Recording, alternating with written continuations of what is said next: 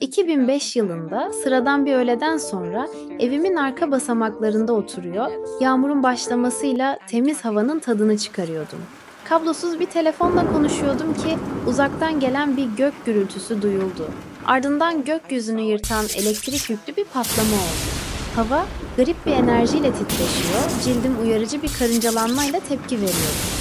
Ancak tepki vermeye fırsat bulamadan sağ koluma doğrudan bir yıldırım düştü, tarif edilemez bir yoğunlukla bedenimi yaktı. Akım evimin altına ilerleyerek yeri titretti ve nihayetinde evimizin önündeki bir transformatöre çarptı. Kulakları sağır eden bir patlama yaşandı, kıvılcımlar ateşli bir yağmur gibi etrafa saçıldı ve hava yanmış ozonun keskin kokusuyla doldu. O an hayatım sonsuza dek değişti. Arı tarif edilemeyecek kadar şiddetliydi, alev gibi içimi kavuruyor, dayanılmaz bir acı hissettiriyordu. Sonsuzmuş gibi gelse de muhtemelen sadece birkaç saniye sürdü. Ve sonra inanılmaz bir şey oldu. Kendimi bedenimden sıyrılıp çıkıyormuş gibi hissettim. Sanki fiziksel varlığımın bir katmanını soyuyordum. Yükseliyor, zahmetsizce süzülüyordum. Etrafım bulanıklaşarak kayıyordu. Evime girdim. Hiçbir fiziksel çaba harcamadan hareket ediyordum. Ancak o an ölmüş olduğumu bilmiyordum. Evimin içindeki her şey hem tanıdık hem de yabancı geliyordu. Yapı aynıydı, ancak mobilyalar farklıydı. Tanıdık olanla yabancı olanın ürkütücü bir uyumsuzluğuydu bu. Sanki hayatımın değişmiş bir versiyonuna adım atmıştım. Benim gibi görünen ama benim olmayan bir dünyaya. Bildiğim şeyleri gördüklerimle bağdaştırmaya çalışıyordum. Perdeler benim değildi. Yemek masası benim seçtiğim masa değildi. Sanki farklı bir gerçeklikteydim.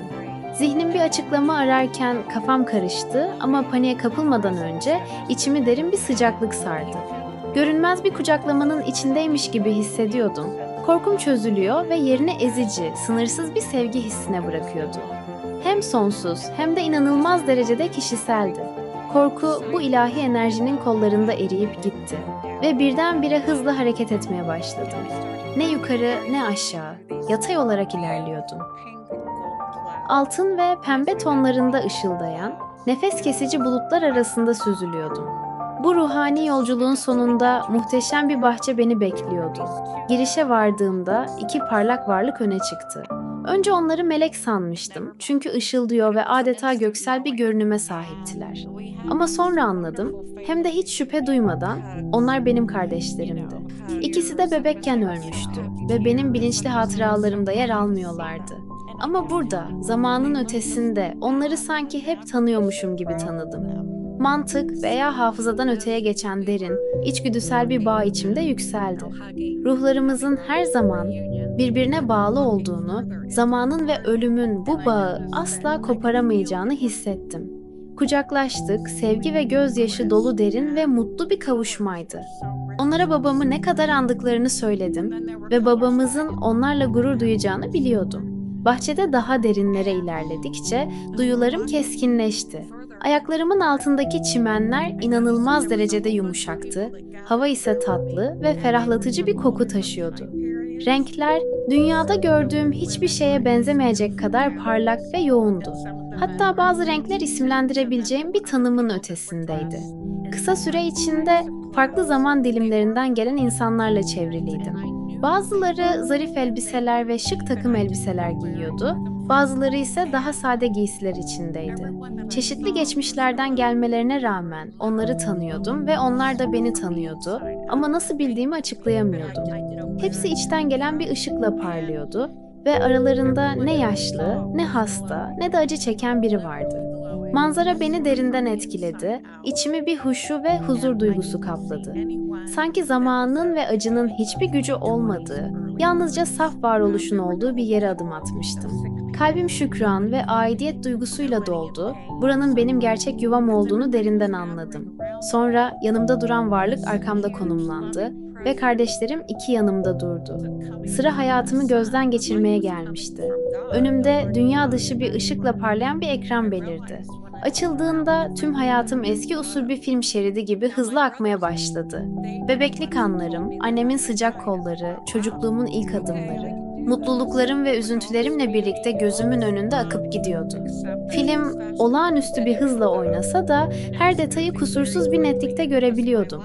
Sanki hem tekrar yaşıyor hem de her şeyi dışarıdan izliyordum. Hayatımın her anını bebekliğimden ölüm gününe kadar izledim. Ancak hiçbir yargı yoktu. Yalnızca gözlem vardı. Ne övülüyor ne de kınanıyordum. Bunun yerine koşulsuz sevgiyle sarılmıştım. Deneyim inanılmaz derecede alçak gönüllüydü. Her zaman sert bir yargıyla karşılaşacağımı sanmıştım. Ama burada bana gösterilen şey, kendimizi kısıtladığımız tüm sınırların ötesinde tamamen ve tamamen sevildiğimizdi. Sonra içimden ve dışımdan gelen derin, yankılanan bir erkek sesi konuştu. Evrende neyi dışarıya verirsen sana geri döner. Dona kaldım, zihnim bu sözlerin ağırlığını kavramaya çalışıyordu. Sanki tüm evren o an bir anlığına duraksamış, bu sözleri tamamen idrak etmemi bekliyordu. Sözler içime işledi ve tartışılmaz bir hakikate dönüştü. Ardından adeta ilahi bir bilgi kaynağına bağlanmış gibi oldum. Varoluşun doğası hakkında derin kavrayışlarla dolup taşıyordum. Her şeyin ne kadar bağlantılı olduğunu fark ettim. Eylemlerimiz, sözlerimiz ve hatta düşüncelerimiz evrende yankılanıyor ve büyüyerek bize geri dönüyordu. Merhaba, bu videoda belki de daha önce duymadığın ilginç detaylar var. Eğer videoyu izlerken keyif aldıysan beğen tuşuna basmayı unutma. Yorumlarında düşüncelerini paylaşırsan çok sevinirim. Ve elbette daha fazlası için kanalıma abone olmayı ihmal etme. Hadi bu yolculuğa birlikte devam edelim. Bu ilkeyi bir bumerang gibi gözlerimin önünde canlandırarak gördüm. Dünyaya ne gönderirsek, ister sevgi ve nezaket, ister yalan ve acımasızlık olsun, kaçınılmaz olarak bize geri dönüyordu. Çevremi incelemeye devam ettim ve her şeyi aydınlatan ışığın bir güneşten gelmediğini fark ettim. Bunun yerine ışık Tanrı'nın kalbinden yayılıyordu. Kardeşlerim bana öldüğümü söyledi. Bu beni korkutmadı. Aksine etrafımı saran sevgi ve güzellik karşısında huzur doluydum. Aşağıya baktığımda hala bir bedenim olduğunu fark ettim ama bu beden farklıydı. Daha hafif, ışıldayan ve dünyevi yüklerden arınmıştı. Hala bendim ama saflık ve enerji yayan bir versiyonum. İlerledikçe uzakta altın bir duvarla çevrili parlak bir şehir gördüm. Mimarisi kusursuzdu. Alçı taşı ve ışıldayan mermerden oluşan yapılar, kemerler ve karmaşık oymalarla süslenmişti. Bu cennetsel alemde çeşitli yerler vardı.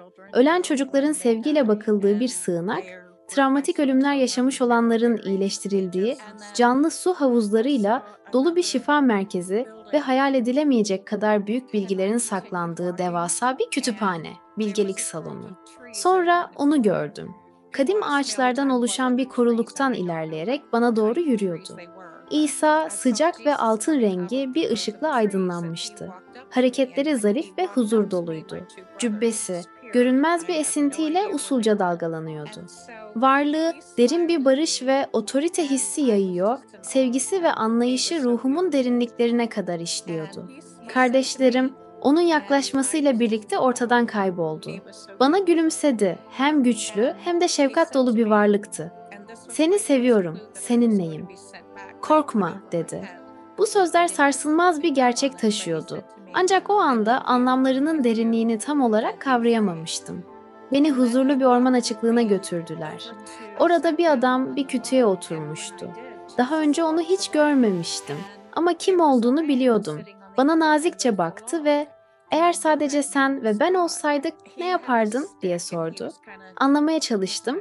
Ancak sadece gülümsedi ve soruyu tekrarladı.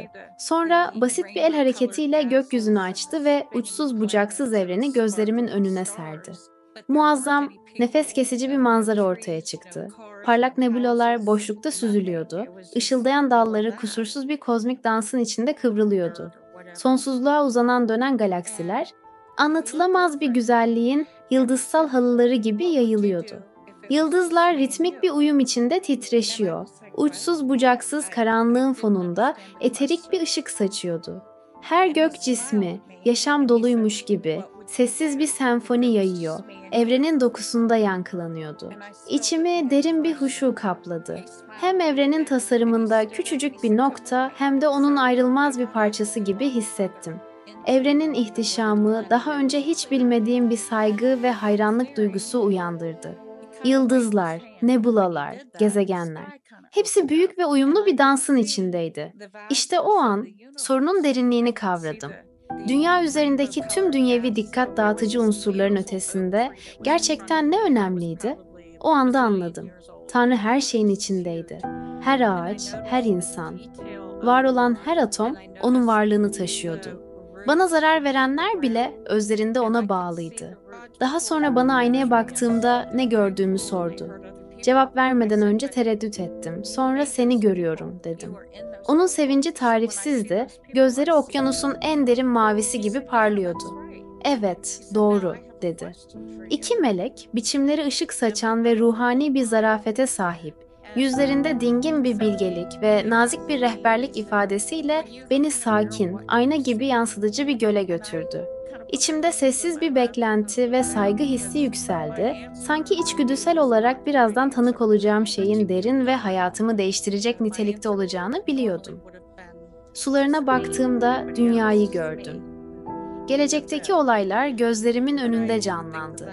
Doğal afetler, toplumsal kargaşalar, finansal çöküşler. Ancak melekler bana bu sonuçların kesin olmadığını söyledi. İnsanlığın kolektif bilinci bunları değiştirme gücüne sahipti. Ani bir enerji değişimi yaklaşan bir dönüşü işaret etti. Görünmez bir güç beni bu cennetvari alemden çekmeye başladı. Sonra şok edici bir ani geçişle geri gönderildim. Bedenime geri dönmek sarsıcı ve dayanılmaz derecede acı verici bir deneyimdi. Öteki alemin huzur ve ağırlıksızlığıyla şiddetli bir tezat oluşturuyordu. Sanki ağır, kısıtlayıcı bir kabuğa zorla geri sokulmuşum gibi hissettim. Duyularım kavurucu bir acı ve fiziksel dünyanın ezici ağırlığıyla dolup taştı. Az önce hissettiğim sıcaklık ve sınırsız sevgi bir anda yok oldu ve yerini kırılmış, yaralanmış bedenimin sert gerçeği aldı. Ezici bir ağırlık üzerime çöktü, uzuvlarım kurşunla doldurulmuş gibi sızlıyordu. Altımdaki soğuk sert zemin katı ve affetmezdi. Her nefes almak zorlayıcıydı. Bedenime geri dönüşün keskin acısı ciğerlerimi yakıyordu. Bu zıtlık dayanılmazdı. Sanki cennetten koparılmış ve acının içine geri fırlatılmıştım. Yıldırım çarpmasının verdiği acı ezici bir yoğunluktaydı. Göğsümde ve kolumda keskin bir şekilde yanıyordu. Gözlerimi açtığımda basamaklardaki yanık izlerini ve bahçeye fırlamış, paramparça olmuş telefonu gördüm. Tıbbi raporlar kalbimde sağ dal bloğu oluştuğunu ve yıldırım çarpmasının bir sonucu olarak epilepsi geliştirdiğimi doğruladı. Ama en büyük dönüşüm içimdeydi. Dünya ötesi bir gerçekliğe göz atmıştım ve artık hayata asla eskisi gibi bakamazdım. Merhaba, bu videoda belki de daha önce duymadığın ilginç detaylar var. Eğer videoyu izlerken keyif aldıysan beğen tuşuna basmayı unutma. Yorumlarında düşüncelerini paylaşırsan çok sevinirim. Ve elbette daha fazlası için kanalıma abone olmayı ihmal etme. Bu nedenle YouTube üyelik programımızı tanıtıyoruz. Bir fincan kahveden daha düşük bir ücret karşılığında YouTube'da yayınlanmamış özel ve reklamsız bölümlere erişebilirsiniz. Konuklarla canlı soru-cevap etkinliklerine katılabilir, bizimle ve diğer ÖYD deneyimleyenlerle doğrudan etkileşimde bulunabilir, canlı etkinliklere katılabilir ve en önemlisi kanalımızın bu önemli deneyimleri dünya çapında ortaya çıkarmaya yönelik sürekli çabalarını desteklemiş olursunuz. Hadi bu yolculuğa birlikte devam edelim.